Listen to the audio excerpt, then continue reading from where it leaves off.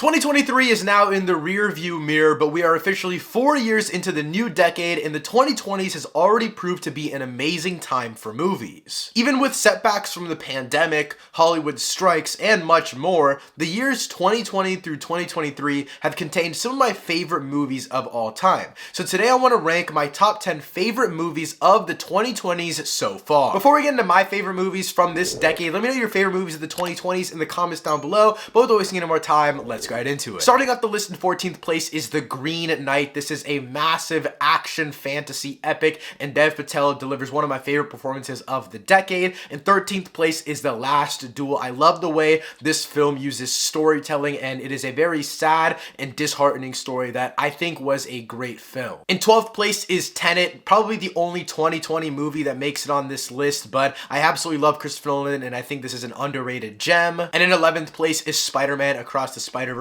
one of the best comic book films of all time. But starting off the list, in 10th place for me is The Suicide Squad, releasing in 2021. This is James Gunn's first venture into the DCEU, and now he's gonna helm the DC universe, and I am so excited just because of this film. This film does an amazing job of balancing all sorts of emotion while still being action-packed and absolutely hilarious. I think this ensemble is perfect, and though it didn't move the DCEU forward as much as I wanted to, I think by itself it proves that James Gunn, time and time again, is just a master at his work. He is the CEO of comic book films, in my personal opinion, and he just knows how to do everything. He balances everything so well, and this movie just proves that. But in 9th place for me is Everything Everywhere All at Once. This released in 2022, absolutely put on a masterclass at the Oscars, and rightfully so. This film is so emotional. I've seen it a handful of times, and I'm excited to rewatch it. I love that this film has such a small-scaled feel while also being so great in its impact. I love this story about the multiverse and how obviously grand they're able to make it just in terms of sets, costumes, and different creative designs, but also how personal they're able to keep it with Michelle Yeoh's performance. I think Ke Huy Quan is absolutely amazing as well, and the entirety of the cast just shines in different ways. I think this film is one that I really needed to see in 2022, and once again, it's going down as one of my favorite films of all time. In 8th place for me is RRR. This also came out in 2022, and it is one of my favorite movies that have ever come out of India. I have been watching Bollywood movies since I was a kid, but this movie is one that was, I think, balancing the emotional but also action elements to the best. Yes, it obviously goes full scale on the action, and I think that's why a lot of Western audiences absolutely ate this movie up, but as someone who's been watching movies that came out of India for a very, very long time, I think RRR also just specializes in the emotional aspect of brotherhood, familial aspects, as well as just relationships in general. I think it has a lot of great commentary on friendship and brotherhood, and again, another movie that I really needed to see in 2022, and one that has really shaped how I view a lot of other Indian cinema now. My favorite thing about this film is that yes, it is insanely balls to the wall, just like Everything Everywhere All at Once. Obviously, this is more of an action epic, that's more of a multiversal epic, but this movie really shines in the fact that it's able to go crazy, but also reel it back. It's able to be personal, and it's able to be personal in an epic way. There's moments where these two lead characters are doing the most batshit crazy things, but inside of that, these smaller moments at the end of every sequence, you can tell that there is a true connection between these characters, and that's what I really like. In 7th place for me is The Banshees of Inisherin. This also came out in 2022, and it is a very slow and personal film in my opinion, but through how slow this film is, Colin Farrell delivers one of my favorite performances of this entire decade so far. I really just was distraught by the end of this film. I cried my ass off while watching this movie. It is just such a slow burn, but it's about friendship, but it's also about being alone, and it's a very rare thing for me to see films be able to capture this feeling of loneliness. And again, another movie that just I watched at the exact right time in my life. And I think why it also works is that it's not only Colin Farrell's character going through these ideas of relationships, friendship, and loneliness, but also Kerry Condon's character, Barry Keoghan. There is so many amazing different characters that are able to encapsulate every single element of this loneliness, because not only one one character can take on the burden of expressing all of this emotional, not necessarily trauma, but emotional aspects when it comes to relationships and exploring all of those things. So they do a great job of being able to spread all of that out and actually making it that it's consumable. This film is also beautiful. Like I said, the performances are great, but I think the score is also really, really underrated. It's like every single other aspect of this movie, very slow, very meditative, and it just works. Moving up the list in 6th place for me is Dune. This released in 2021, and it's directed by one of my favorite directors of all time, Denis Villeneuve. It stars some of the greatest actors of our generation, from Oscar Isaac to a great up-and-coming star, Timothée Chalamet, and it's just a massive sci-fi epic. And why I love this movie so much is that, yes, it's a part one to a story, and it's just very concise. It's its own little thing. It's not even necessarily a very full and packed story, but I was so engaged in this world. I love these massive behemoths of kingdoms going up against one another. All of these characters feel so personal in this massive world, and I just think everything lines up really, really well. All of these elements are just building this world. I think what I love so much about Denis Villeneuve, even in his simplest of sci-fi films like Arrival, all of these external elements that you would honestly think are amazing on their own, they're all literally just there to build up the world, to build up the atmosphere that you're actually putting yourself into in the movie theater. And Dune is the absolute pinnacle of that. So I'm excited to see where it goes in Dune 2. I talked about this a decent amount, but I haven't read any of the Dune books. I don't really plan to. I'm more of a movie first type of guy, but after I see both of the movies, or Messiah, whatever he ends up doing at the end of this franchise with whatever Denis wants to do, I might tap into the books, but as of now, I'm strictly sticking to the movies, and this was amazing as a movie in and of itself. Moving into the top 5, in 5th place for me is The Iron Claw, the newest released movie on the entirety of this list,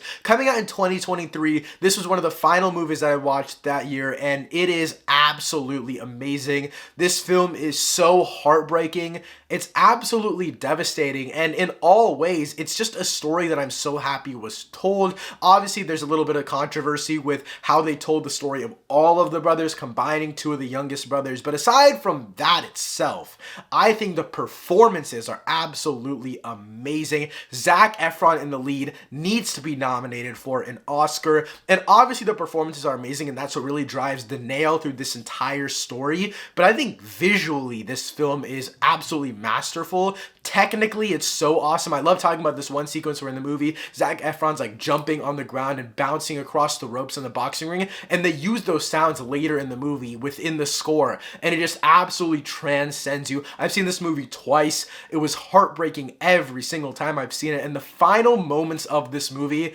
had me crying both times. As a brother, as a son, this film just hit me so hard. In 4th place for me is Past Lives. This came out in 2023, directed by Celine Song. This film is just a meditation on love, in my personal opinion, and I love the idea of past lives, the yin-yang, you know, everything that happens between you and the past and future versions of yourself. All of that is so interesting and captivating to me because I felt like I didn't really believe it before this movie came out, and this movie really just shifted my perspective on so many things just in regards to life, your future, past lives, all these different things. Just my eyes were so open to all of it, and this is through the amazing craft behind this film. Obviously, the lead performances are amazing, but my favorite thing about this movie is the fact that it never feels like you are in these characters. It never feels like it's a point of view movie. It feels like it's an external point of view movie, which I absolutely love. Everything feels like you're just staring at these characters from the other side of the room, and it's so uncomfortable, but it works so well in my opinion, and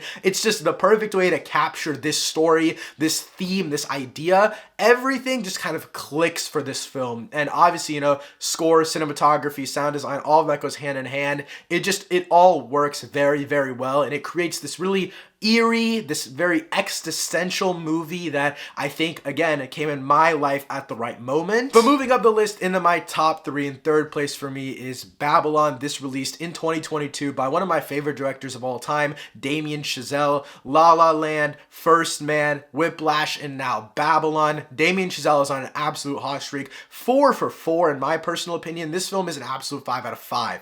I know a lot of people don't like this movie. It's very controversial, but I am part of Babylon on Hive. I love this film. Margot Robbie, Brad Pitt, Diego Calva, everyone in this film puts on a masterful performance. But the reason I love this movie so much is because it's about chasing your dreams, and it's a 3-hour-long epic that I feel like I can quote scene for scene. I've only seen this movie like 4 or 5 times, and it's one of my all-time favorite films. It just hits me so hard. It's about, you know, achieving the highest of highs that you can possibly do. But Diego Calva's character, he is the one that really just stuck with me, and I think about this movie like basically every single day. Damien Chazelle once again just proves that he is one of the GOATs. I absolutely love him, and the score of this movie, don't even get me started. This film is composed masterfully. I love every aspect of this movie, and you guys will hear me rave about this more and more as the decade goes on, because I have no doubts that this movie will just stay at the top of the ranks. But in second place for me is The Batman, releasing in 2022.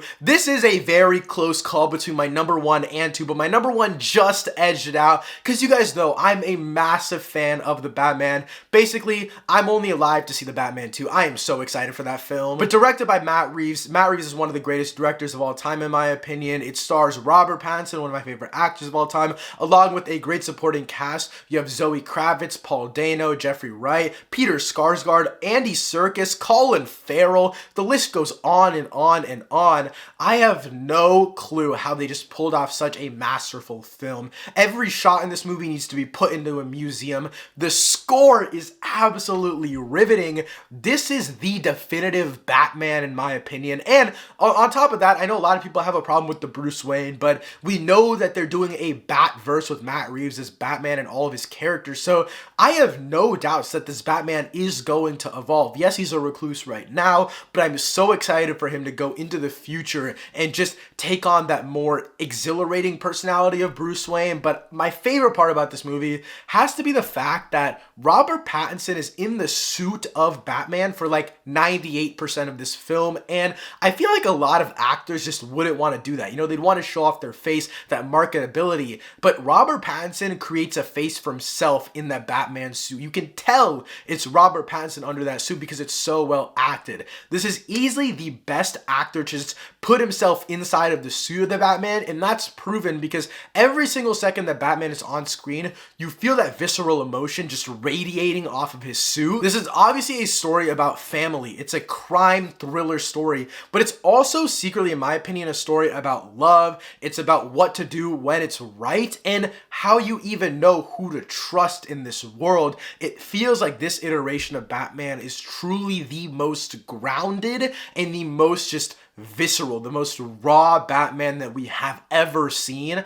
and I am beyond excited for the future of this universe. But with that being said, my favorite movie of the 2020s so far is Oppenheimer, releasing in 2023, one of my favorite films of all time. This one's directed by Christopher Nolan, my favorite director of all time. Stars Cillian Murphy in the lead role as Robert J. Oppenheimer, and wow, this movie has blown me away. I've seen it 5 times in theaters. This movie is 3 hours long. That's 15 hours where I've just sat and watched this movie, and I don't regret a second of it. This movie is so well crafted to the point where I'm like, it's kind of weird how perfect and detail-oriented this movie is. Like I said before, I think this and the Batman are very, very close, and I feel like I had a lot of bias towards the Batman just because I've been so excited for that movie, but Oppenheimer, just on a fully craft level, like looking at the movie overall, I think it's just so surprising, and a lot of the time elements as well are what elevates this movie above all else. I think using the black and white sequences mixed with